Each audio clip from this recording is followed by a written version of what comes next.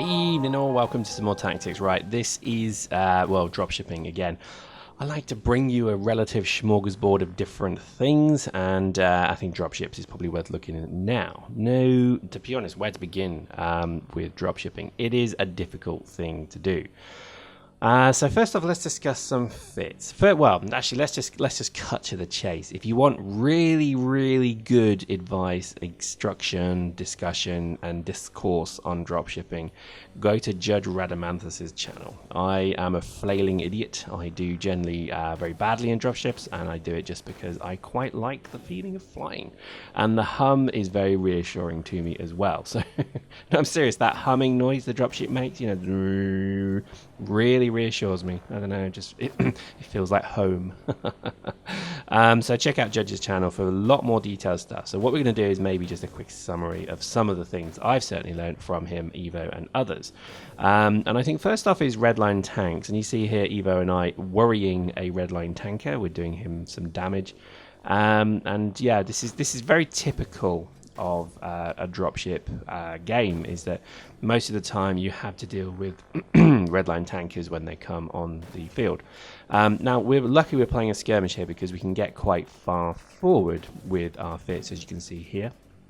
And let's maybe start there. Fits is something to me that is make or break with dropships. If you fit a dropship wrong, you're gonna just die instantly. It's also something that I think if you get a bit cocky with, you will also lose your dropship. And again, these are 500,000 ISK investments, so this is a lot of ISK you're throwing at a match, and I think just to throw them away is wasteful. Even the richest people in in Dust, such as myself, will not actually just throw dropships away. We generally would try and fit the thing to survive, obviously, and I think that's worth saying. Now, I run an Incubus more than a Python. I find the Python very difficult to tank, so I'm going to pretty much focus on armor tanking here, and I run a fit that has a passive regeneration that's quite high. So it's very similar to my tank, my Madruga speed tank fit. This is just something that reps as quick as it can, but you'll notice that this is hampered on a dropship because you can't really buffer tank them that much, and a forge gun will hit you in one shot and kill you. So not only are you trying to get as fast a regen rate as you can, what you want to do is also have a significant buffer. Okay, and you see on this thing I've got 4,200 hit points on this. That's more than a tank. And the reason for this is because you need to have that, otherwise a tank will just two-shot you, well, one-shot you in some cases. So always bear that in mind. So fitting is something that I think I would recommend you find your legs with. I, for example, prefer Afterburner. Afterburner to me is a great way to make people miss. Now, it's not foolproof because I would say maybe, 1 times out of maybe 4, when I afterburn up, like I've just done there, it still means they hit me. So it's not a guaranteed get out of jail free card. It is actually sometimes even easier to hit you as you go up. So bear that in mind. Now, if you're really good with dropships, or if you have a lot of confidence with your fit and your skills, then I know, for example, Judge runs maybe a shield booster in the high slot.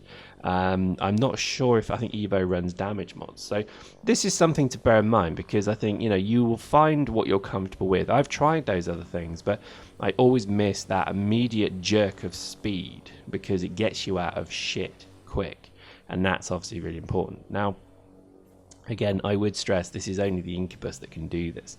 The Python generally will always have to run as many shield mods as it can in the mids. Now, I know that's up for debate, but I just think the Python is... I mean, to me, the Python's kind of gimped. It's not a particularly great dropship for tanking, but it's a good dropship for missiles. It's a good dropship for kind of hit and run, tactics. And you put your shield hardeners on those things, and you can pretty much tank quite a lot. But again, it's your own preference, it's your own skill, your comfort with said fit. So let's talk tactics. Well, to be honest, I have always flown dropships with I guess just generally trying to avoid line of sight. So you see here, I don't generally just fly as high as this, even as high as that. I usually am down, but kind of trying to get low as I can. because most of the time, railguns will have a great shot on you. The map is quite important as well. So you can see with this particular example, this is not the best map to dropship because you do have quite an exposed, you're in a crater again. Every map is in a crater just for draw distance, dudes. And that gets a bit annoying. But the thing to bear in mind here, I would say, is that you want to try and get comfortable with the evasion tactics you use, because I find that the only thing that's really going to give you trouble is a forge gun and a railgun. Those are the two things. So you see here, I got hit by swarms. Swarms are very deadly indeed. Oh god, see how close that came? Now, again, afterburner to get out, and I'm very lucky that they missed with their next shot. But this is where I think an afterburner obviously saved me there.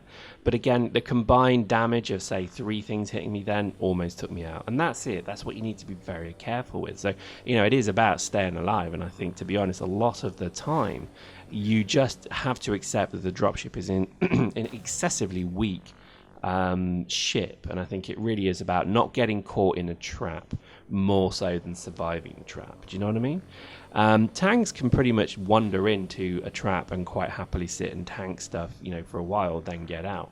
And I think that's kind of their role, I guess. But particularly with dropships, I think they are really at risk of forge guns and rail guns and such working in unison. And you may remember a video I did recently with Stefan where we sat on top of a building with twin Wurikomi breach forge guns, and we were two-shotting tanks pretty much.